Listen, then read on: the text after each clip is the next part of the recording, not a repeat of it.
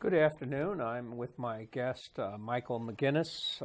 How are you, Michael? I'm good. I'm Good. good, Doug. Thanks. Thanks for having me. Oh, it's a pleasure. And you are the head, the publisher, along with Annie Pluto, of Nixes, Mate? Nixes Mate. Nixes, Mate. Along with Philip Borenstein. I'm sorry? Philip Borenstein as well. Philip Borenstein. Yeah. And we're going to talk about your own poetry, which is, I don't know how to classify it. Nor do I. Yeah. Yeah. And we're going to talk about your publishing venture and your long history in the publishing scene.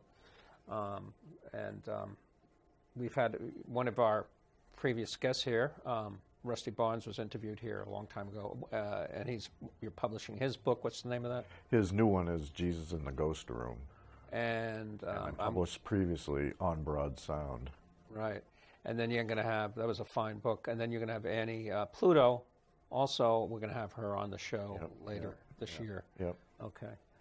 So, Michael McInnis lives in Boston and served 6 years in the Navy chasing white whales and Soviet submarines. He was founder of Primal Plunge, Boston's first and only bookstore dedicated to zine and underground culture and small press literature. When he's not writing, Michael spends his time making furniture and composing ambient soundtrack music. His poetry and short fiction has appeared in the Chiron Review. I was in there. Yeah. That's a great magazine. Yeah, it is. Common Line Journal, Cream City Review, Naugatuck. We've interviewed the lady who Laurie wrote that. DeRosier. Yeah. Yeah. One Sentence Poems, Oxford Magazine, White Nickel Press, and Yellow Chair Review, to name a few. So I was first going to ask you, why that name? It's sort of a navigational hazard or something in Boston Harbor? Yeah. Is that it? When back in the 80s, in the plunge days and the early zine days, Annie and Philip had a literary magazine called Oak Square, and it was because Philip had lived in Oak Square Square being in a section Brighton. of Allston, in Brighton, and we always used to make fun of him as being like, oh, that's like a typical literary magazine name, like my magazine was named Nightmares of Reason, ooh, that's, Nightmares of what? Nightmares of Reason. Okay. A little bit more underground, edgy or whatever. But, when we were talking about starting this new magazine, this new online review, I kind of like the idea of having some geographical connection, and especially to Boston. And I didn't want to do something like Oak Square or find some, like Davis Square or Union Square. Or Ibbotson Street. Or Ibbotson Street, exactly. Or, so I was looking at why not one of the islands? Because the history of the islands is fascinating in and of itself. All the Boston lines. I go out to Spectacle all the time. Spectacle's lovely. Yeah. It's a great island. Built on the garbage dump. Right, but even before that, that's where there were horse rendering factories. Yeah. So and that was the refuge. Actually, the island itself burnt for many years. Yeah. And Nixes Mate, and I stumbled on Nixes Mate because it was a tiny little speck on the map. And then I started looking into the history. It was a much bigger island, and they used, in the colonial era, they gibbeted pirates and mutineers. And lately, gibbeting seems to be, like I keep on reading more things about gibbeting. And that's when they had already killed somebody. They hung them, and then they put them in a cage and hung them outside their bodies, and just as a warning to, wrongdoers and evildoers or whatever. Casinos there. They're all yeah. So Nix's mate allegedly had killed Captain Nix, and the mate's name is lost in history. But he cursed the city. He cursed the colonial authorities, saying this island will sink if you hang me there and gibbet me there. And the island in turn did sink. And it's gotten smaller and smaller. And part of the reason is because they've gone to the island and taken soil and rocks and whatnot to bolster up, the landfills in the city or, other islands. So the island has gotten smaller. And then somebody built a warning, not a warning beacon, but a beacon on it because it's a navigational hazard. So you're sort of lifting a figure almost to maybe established literary magazines or something? Not really, but Yeah, you know, we're in, maybe that's sort of emblematic of your philosophy. maybe that we're, you know, Well, maybe not lifting always a a finger. navigational hazard, always something, you know, Unexpected. something unexpected, and don't tread near. And also because of my Navy experience, you know, that whole nautical thing is connected there too. So.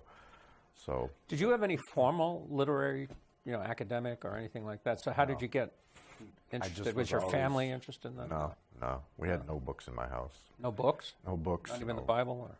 Yeah, I think maybe the Catholic Bible. Well, so they were anti-books, or they just weren't reading? Just not readers. Yeah. Yeah, and I went to a vocational high school. Okay. So. How did you? I mean, what stoked I don't know. your I interest? just started writing when I was in junior high. I just started writing and always wrote. And Did you get encouragement from English teachers and stuff? No, actually, because I never really told them about it. And my high school English teacher told me she wished she had known earlier that I had aspirations like that. So yeah, okay. Well, that's interesting. Yeah. I never went to college either, so yeah. Okay. But you were out in the Navy. That's an experience. Yeah, that's a college in of itself, I guess. Itself, yeah. So I was going to ask you. Tell me, you know, we were discussing. I was in, you know, Allston in the '80s, and you were in Allston in the '80s. God knows we might have seen each other. We both might have had more hair. Right? Definitely more hair. And I was telling you that I was speaking to an acquaintance of yours now, Pagan Kennedy, who I guess you haven't been in touch for a while, but she was talking about the zine scene, and she came out with I interviewed her years ago. She came out with the magazine Pagan's Head. Pagan's Head, and you were and she was part of your scene, and Allston was a zine scene, and what do you tell us about that scene? We were all sort of independent of each other. You know, Pagan was doing her zine independent of the Primal Plunge bookstore, and the Primal Plunge became kind of a focal point once I opened it up and I started selling zines from other parts of the country, and then, you know, getting underground books, you know, the usual, you know, the Kerouacs, Bukowskis, stuff like that, but then also getting into all the what now seems normal, all the research magazines, tattooing and LGBT stuff, all magazines in support of that. Everything that seems to nowadays seems to me culturally normal, it was, you know, very underground then, and I was tapping into that at the time, and it seemed to be some kind of zeitgeist going on, music and zines. Were you? Did you publish any music zines? I sold. I mean, sold them. Yeah. Yeah. And what was your clientele, basically? College students? I was hoping college students, being close to BU, I thought, oh, you know, but it was mainly people in the music scene. People that lived in Allston, people like myself, you know, writers, a lot of artists. The bookstore was on the second floor of a decrepit building, and it was off a long hallway that we used to have performances there. So I'd have bands come up and play. We had almost. Let me bring out an old character from. I wrote a sort of an obituary piece in the Globe about it. Mr. Butch. Did he show up there? No, he never really did. Okay. Yeah. I think he was around in Allston at the time, but I don't think he ever came up to the store. Okay.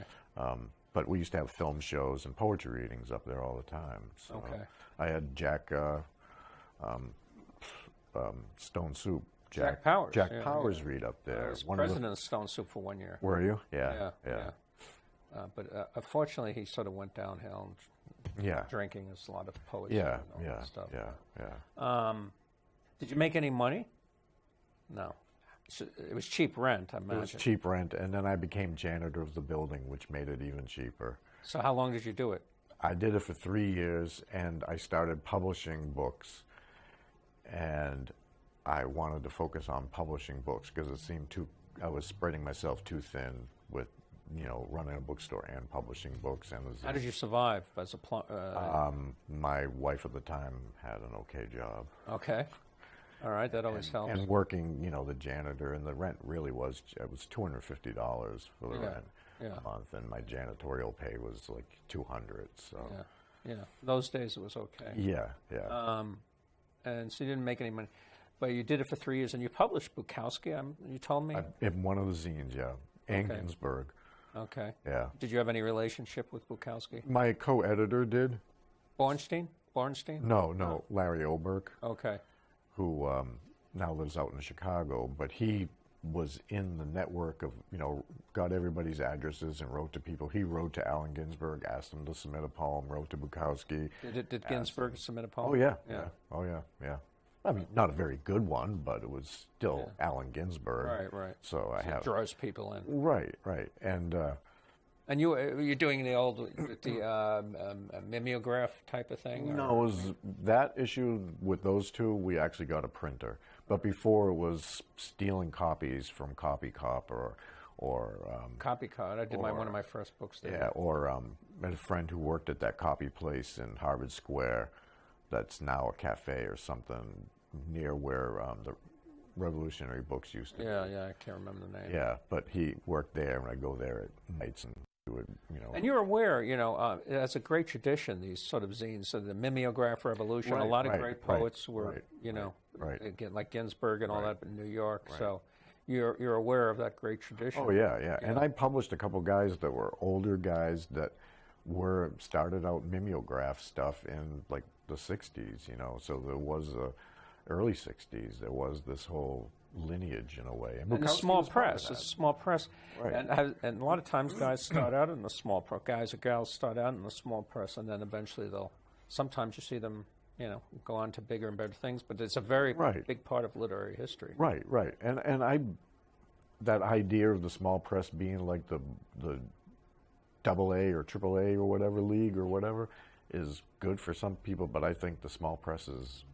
In itself is a... I know. Just today, I was going back. This L. poet, he died when he was 96. I was friends with him. I published him. I had published a small book of his, and then he died. And then, of course, there's an article about him in the New Yorker because someone discovered his poems, and they put it in a children's book. His name is Ed Gehling, and they put it in a children's book, and the book got all kinds of attention. Finally, actually, I often say, to push your career along, you should drop dead.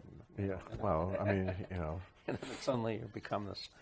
I think there's a movie coming out about that. Lena Olin plays a poet who says she's going to kill herself, so her book sales will go up. That's the old joke. You're at a cocktail party and you say, "Hey, I'm a poet. I'm going to kill myself." So those things attached to it.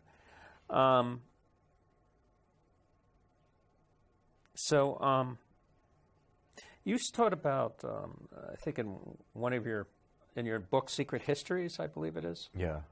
You talk about, you wrote that it's supposed to go against the dictatorship of reality. Can you expound on that a little? That was my introduction to that. Yeah.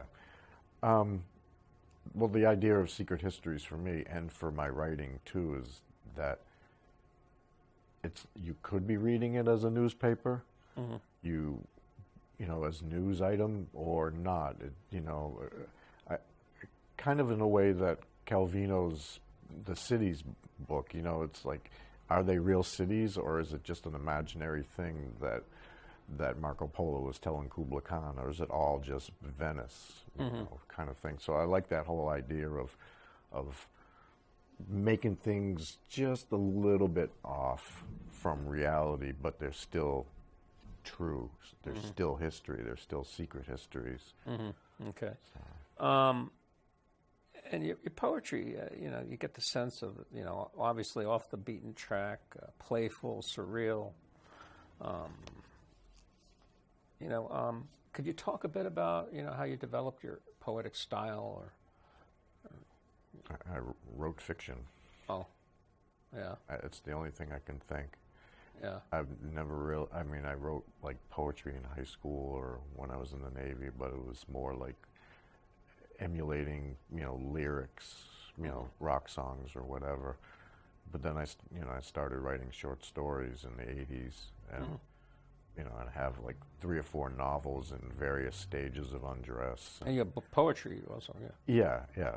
But my poetry tends to be like fiction, I guess, in a weird way. Prose poetry? Yeah, and I hate using that term because I don't know.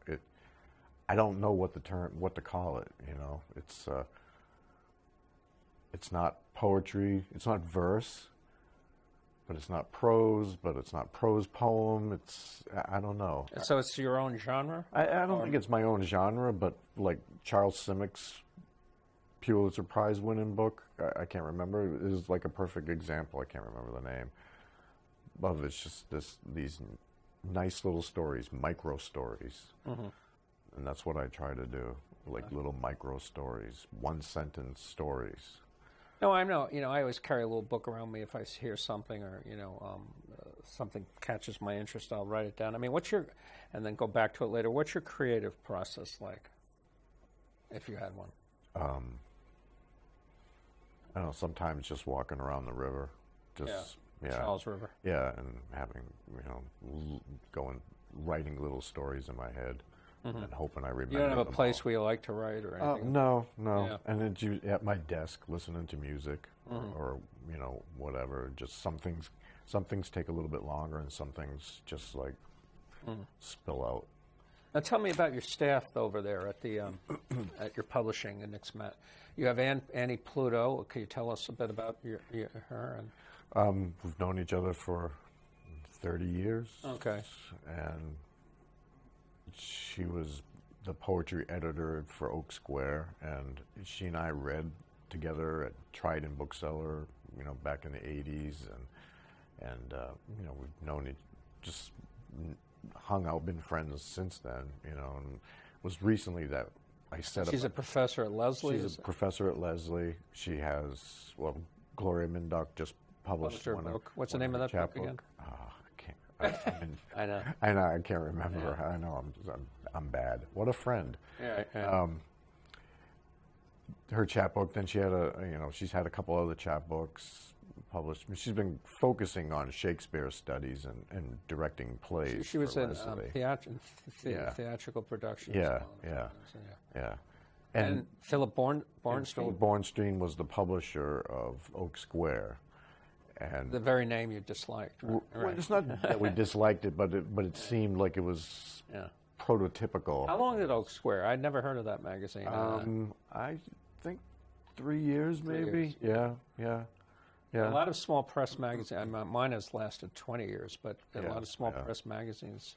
How long did your first, carnation of your magazine last? I did 3 issues of Nightmares of Reason. I did 2 issues of another one before that, Notes from the Underground. And then I did 1 issue of a magazine when I was in the Navy, a punk rock zine. Okay. And so, I mean, you put them out when you have the money or, you get everything together. Yeah. So it's not like there was any... Regular. Yeah. So I'm gonna. And Philip, you say he was the editor of Oak Square. What does he do now? Is he? He even then he's a technical writer in the high tech industry. Okay. So, it's amazing that you've kept together all these years. Yeah. Well, I put on a reading in Allston a couple years ago where I grabbed some of the old crew together and we all read and we had such a great time that we had lunch a few weeks later and said, why don't we start something? And then we continued having lunch and hashing out things, and then we went online with it. So Philip's the plumber, I'm the designer, and Annie's the director. Okay. So. Yeah, it's great. I'm glad to have been in an issue of it also. Thank you for asking me. They were great pieces. Oh, thank you. So why don't you read from any of your poets that you published or your work or whatever you want to do. It's up to you. Okay. Did you print out the thing from that website? The other ones that I sent? Can I read from what I sent you? I just have. Yeah, you can read what you sent, but I don't have. I think I just have the author statement here. Oh, okay. Yeah. Never mind. Okay. Good. I can read a couple little things from Smokey of the Migraines, which is my latest one. Smokey of the Migraines. Smokey of the Migraines. I get migraines. I've had them since I was 5. But I started to think about people like Whitey Bulger, like what would drive them, and a migraine might. Well, they said Napoleon was driven by hemorrhoids. So, I mean, migraines are debilitating for a lot of people. So I thought of why not come up with a prototypical Boston gangster who suffers from migraines. Okay. So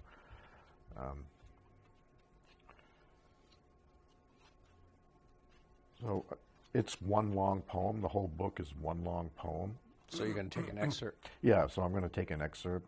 So, the migraine needs more than a long lifeline. It needs pressure. It needs quiet and darkness. Smokey once asked Father Xavier whether the migraines were penance, punishment for God, for Smokey's sins, for turning a blind eye to the priest preying on the lost boys from the projects, for the shots of smack he gave the priest whenever Father Xavier came back from Suffolk Downs broke and dejected, straying for the protection of Mother Mary, the Mother of God. Smokey wonders if he might find salvation in the migraines after all, free the pain, do the penance for all the killings. A migraine won't change the sound mud makes when it sucks a body in with a watery gasp. Smokey always liked that sound. Amazed, the mud acted like a vacuum, as if the mud had become a gate to a ghost city, a city of cowpaths and witches and the torments of hell, a city of oceans and pirates and mutineers, red Indians, praying Indians, a city founded on a catechism of catastrophe. In that city, in the clam flats on the shores of drumlins and rivers that turn in on themselves, the feds need backhoes to dig up from the oily muck the bones of Smokey's migraines. Okay. Interesting. Okay. Well, I need to read some more work. Yeah. This one's from my first book, Hitchhiking Beatitudes, which... Hitchhiking what? Beatitudes. Okay. I read a Ferlinghetti poem, the Travel Beatitudes, you call it, traveling around in Mexico, and I thought it was an interesting idea. There were little prose poems, little brief snippets of his travels through Mexico, and I hitchhiked from San Diego to Newfoundland one year, and to Newfoundland. Yeah, and these are impressions of those trips. Impressionistic poems. Yeah, and we did a last line of crystal meth before my friend dropped me off outside Escondido. No one will pick you up if they don't know where you're going. I was 18 but looked 15. An old queer's lottery win. Yeah. The desert sky reminded me of being at sea, a blanket of light, each star a tiny rock to be cut up, crushed, and snorted. Graceland and Rowan Oak, I ate strawberries and heard the cries of the Tupelo dead. He had driven a van full of live chickens all night and asked if I could drive a 3 on the tree. Every time I popped the clutch, it felt like a flightless bird had lurched into oblivion.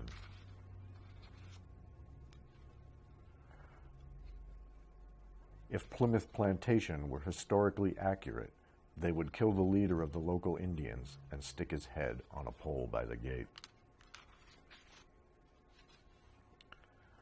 The men of Quebec had wandering hands, and after they asked where I was headed, asked if I liked boys or girls. You know, this sounds, when I was in college in the 70s, I used to hitchhike. In fact, there used to be hundreds of people on the, not hundreds, but, a lot of people at the toll, the tolls, and we were all hitchhiking. And, it's amazing the kind of people that pick you up. Where I had to be, I asked, drop me off here in the middle of a cornfield. I want to be out of this car and things like that. Right. Hitchhiking is a great. Right, and I didn't get in like major trouble. Nothing that I No, I didn't either, but I could have. Yeah. but it was interesting. Yeah. Excuse me. Yeah, and I like how you get these snippets, and it's Yeah, every word counts. It's very Right. stripped They're down. all usually one sentence. I try to do, maybe they're two I like sentences. something about you would look 12 and you were an old queers Right, jackpot or something like that. Right. Yeah. Because they think they're getting a young boy, but they're not. So I guess, I don't know. Sorry, but It's all about the perception. cold. Yeah. It's all about perception. Right. So, Yeah. but I don't regret ever doing it. No. We'll continue on, sir. Okay. I'll read a couple more from this, actually. Okay. Let's see.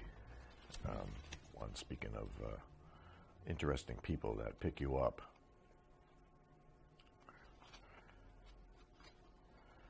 From the back of a pickup truck driven by an old Mormon and his wife, I smelled the great ocean recede. Their grandson stared at me. Moroni returned to Earth. Utah was like driving on the moon, she said. New Zealand, where she was from, was like driving on another planet. She had traveled much further than me. I had yet to leave the atmosphere. It all came back to Shiloh for John Wesley Powell. He buried his right arm at Shiloh and buried his nightmares on the Green River, where dinosaurs still roam. On the ferry from Nova Scotia to Newfoundland, I was the only one in line for food. Even the cooks were seasick. At Lonso Meadows, the icebergs waited 10,000 years for a longship, the wind divorced from the sky. I could read the whole thing, but because it's very short. Yeah. Well, we still have time. So. Oh, okay. I'll read another little section from Smokey then. Okay. Smokey also touches on Catholicism, You Catholic. my Catholic upbringing, terrorism, and It's one of crime. the same thing, isn't it? Yeah, kind of, isn't it? Yeah. You're going to go to hell? I believe so. I believe so. And also, No offense to my Catholic. yeah. I'll do the offending. So, and also, weirdly time travel. This idea that migraines also bring you outside of your body, your mind, in a way where Really? Yeah. Okay. where there's like a sensory kind of deprivation thing. Yeah, you get a strange aura when it's about to happen. Right, Yeah. right. And I don't get auras per se, but there is a ocular weirdness going on. So let me continue with that. Well, actually, we're out sorry. of time. Oh, we But are. I want to thank you for Never mind. for being on Poet to Poet, Writer to Writer. Thank you for having me.